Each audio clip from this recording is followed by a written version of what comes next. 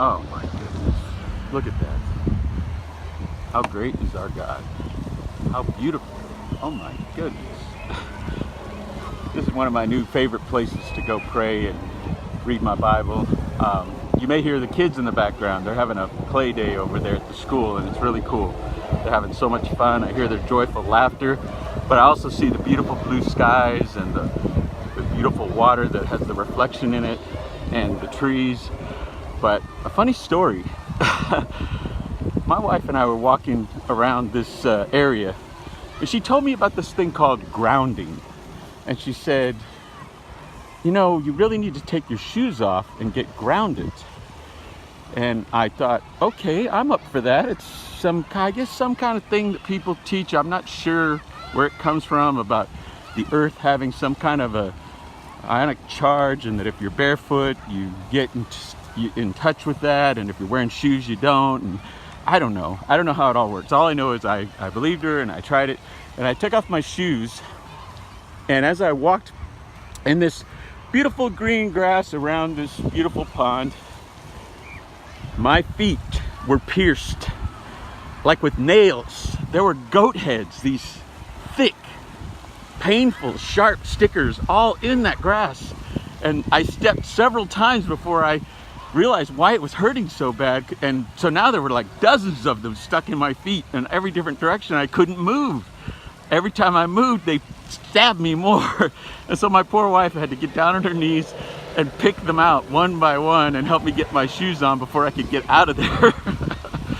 And the point of the story is, and I definitely feel that this morning, is that it's easy to get pierced. It's easy to get stuck in thorns and to get entangled in sin, to get entangled in sadness, in negativity, in faithlessness, in worry, in fear. There's so many things that we can get caught up in and get pierced by, even grief. We all experience loss, and grief can be overwhelming. It's so hard to lose someone you love. It really hurts.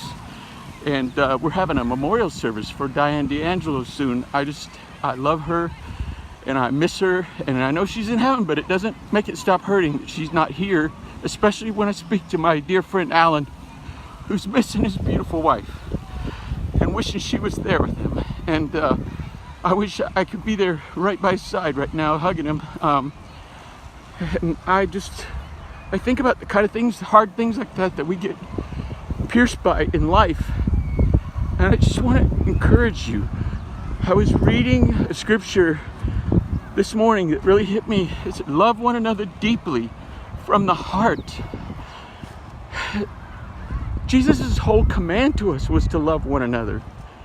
When he was going to the cross to die, the last night before he left, he said, a new command, a new one I give you.